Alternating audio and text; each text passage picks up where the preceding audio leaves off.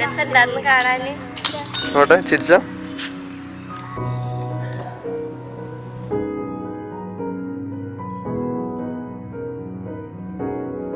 चलते चलते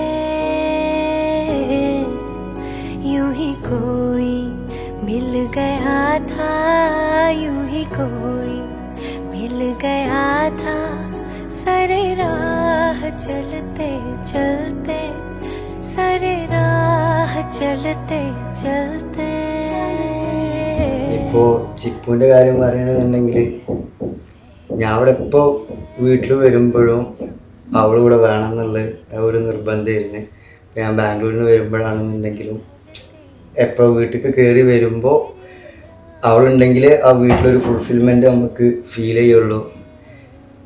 അപ്പോൾ അതാണ് ഇനിയിപ്പോൾ അവൾ പോവുകയെന്ന് പറയുമ്പോൾ അതിൻ്റെ ആ ഒരു എന്താ പറയുക വലിയൊരു ഗ്യാപ്പ് ഉണ്ടാവും അത് വീട്ടിലുണ്ടാവുക.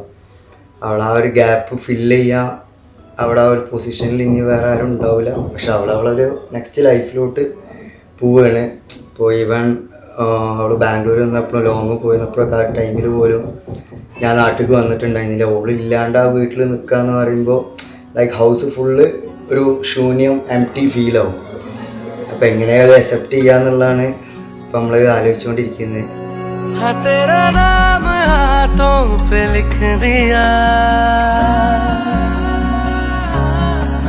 तो कुछ सोच के फिर छुपा दिया,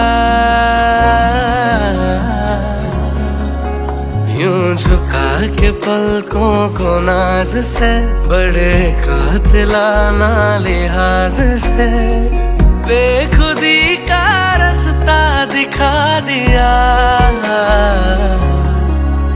ये जो चांद तारों का नूर है, कहीं कुछ हुआ तो जरूर है, तेरे इश्क ने ये सब कुछ बता दिया. ടിപ്പുവിൻ്റെ ഈ പ്രപ്പോസൽ വന്ന സമയത്ത് തന്നെ അവൾ ആദ്യം എന്നെയാണ് ഇൻസ്റ്റാഗ്രാമിൽ മെസ്സേജ് അയക്കുന്നത്. ഇങ്ങനെ ഒരു പ്രപ്പോസൽ വന്നിട്ടുണ്ട്. അവളുടെ ഫോട്ടോ ഇൻസ്റ്റയിൽ കണ്ടിട്ട് ഇഷ്ടമായിട്ടാണ് ഇവർ നമുക്ക് ഈ പ്രപ്പോസലായിട്ട് വന്നത്. അപ്പോൾ ആദ്യം ഞാൻ ചെറുക്കൻ്റെ ഫോട്ടോ നോക്കി. അത് ഫസ്റ്റ് കണ്ടപ്പോൾ നമ്മൾ എന്താ പറയുക, നോക്കി ദൂരം കൂടുതലാണ്, അത് വേണ്ടെന്ന് പറഞ്ഞു. പക്ഷെ അവൾക്ക് കുറച്ചുകൂടി താല്പര്യം ഉള്ളത് കാരണം നമ്മളത് ഒന്നും കൂടി ഫോക്കസ് ചെയ്തു. അവൻ വരട്ടെ, അവൻ വന്ന് കാണട്ടെ, അതിന് ശേഷം നമ്മളത് തീരുമാനിക്കാമെന്ന് പറഞ്ഞു. പിന്നെ എല്ലാം പെട്ടെന്നായിട്ട് ഇതിപ്പോൾ കല്യാണത്തിൻ്റെ ഈ മൂമെൻറ്റിൽ വരെ എത്തി നിൽക്കുന്നുണ്ട്. പക്ഷെ എന്നാലും അവൾ ഹാപ്പിയാണ്, ഞങ്ങളും ഹാപ്പിയാണ്.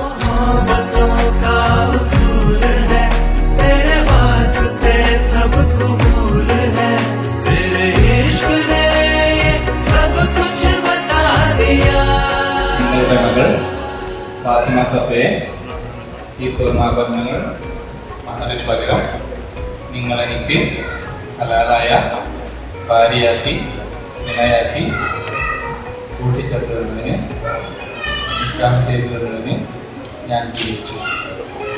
पहली पहली आशिकी है, पहला प्यार है,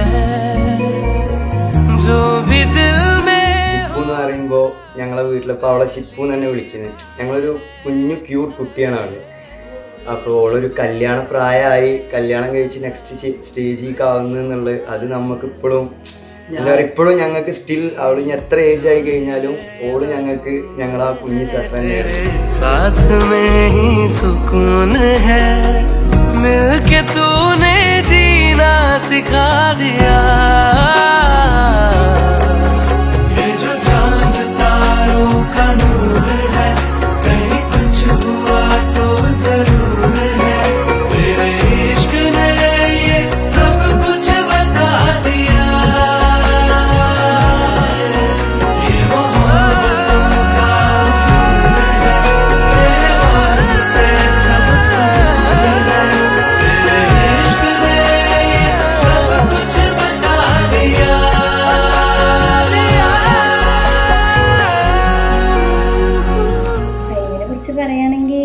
അടിപൊളിയാണ്, നല്ല സപ്പോർട്ടാണ് എല്ലാത്തിനും. പിന്നെ ഞാനാണ് കുറച്ച് എന്താ പറയുക, അങ്ങനെ അത്ര ഫ്രീഡം ഒന്നും കൊടുക്കാതെ അങ്ങനെയൊക്കെ ഉണ്ടല്ലോ, കുറച്ച് ടോക്സിക് ആണെന്നൊക്കെ എനിക്കിടക്ക് തോന്നും. പക്ഷേ ആളൊരു പാവം, അതിൻ്റെ എല്ലാ കാര്യത്തിനും നല്ല രീതിയിൽ നിന്നതിലുണ്ട്. ഞാൻ എന്ത് പറഞ്ഞാലും അത് എല്ലാം അംഗീകരിക്കുന്നല്ല. പക്ഷേ എങ്ങനെ ഞാനിപ്പോൾ തെറ്റാണെങ്കിൽ തന്നെ തെറ്റാണ്, അല്ലെങ്കിൽ ശരിയാണ്, ഏതൊക്കെ ശരിയാണ്, എവിടെയൊക്കെ ഞാൻ മാറ്റം വരുത്തേണ്ടത്, എല്ലാം നല്ല രീതിയിൽ നമ്മളെ ബോറടിപ്പിക്കാതെ പറഞ്ഞു തരലുണ്ട്. അങ്ങനെ നല്ലൊരാളാണ്. तन्हा कर गया है क्यों भला, मुड़ के जो तू मुझसे है चला,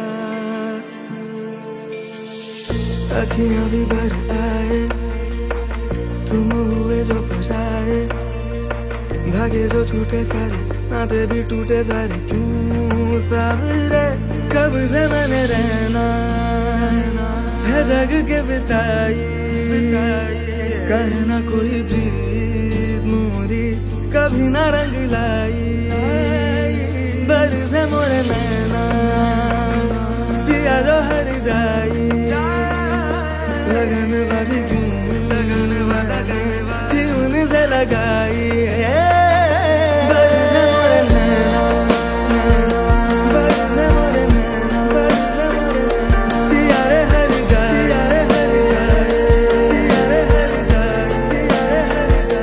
ഇപ്പോൾ എന്നും രാവിലെ എണീറ്റ് കഴിഞ്ഞാൽ ഞങ്ങൾ എടുത്ത് വന്ന് കിടക്കാറുണ്ട്. അത് എസ്പെഷ്യലി ചിപ്പൂൻ്റെ അടുത്ത്. എനിക്കറിയില്ല ഇപ്പം നാളെ മുതൽ എന്താ ചെയ്യാന്നുള്ളത്.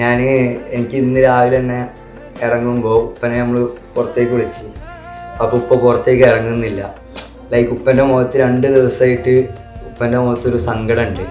ആ സങ്കടം എന്ന് പറയുമ്പോൾ അത് അവൾ പോണ സങ്കടമാണ് എന്നുള്ളത് നമുക്ക് ഇവിടെ അത് ഫീൽ ചെയ്യുന്നുണ്ട്. കാരണം ഇന്ന് രാവിലെ ഇപ്പം ഞാൻ വിളിച്ചിട്ട് ഉപ്പ അവൾ ഇറങ്ങുകയാണ് ഇനി വീട്ടിലേക്ക്.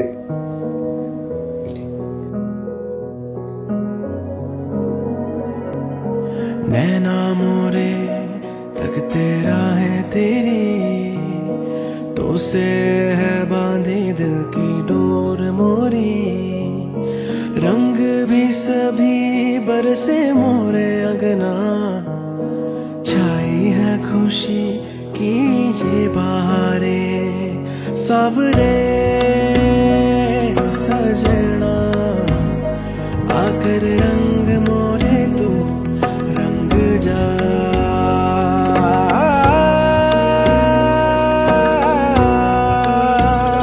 है मिलन के ये जो साज मेरे मन के सुन ले गुहार, तेरी जो गम.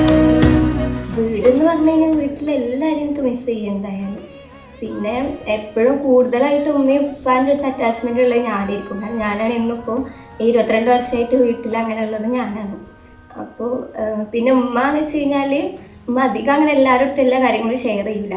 കൂടുതൽ എൻ്റെ അടുത്ത് മാത്രമേ ഷെയർ ചെയ്യുള്ളൂ. അപ്പം ഇനി ഞാൻ പോയി കഴിഞ്ഞാൽ ഒറ്റക്കാവില്ലേ എന്നുള്ള വിഷമമുണ്ട്.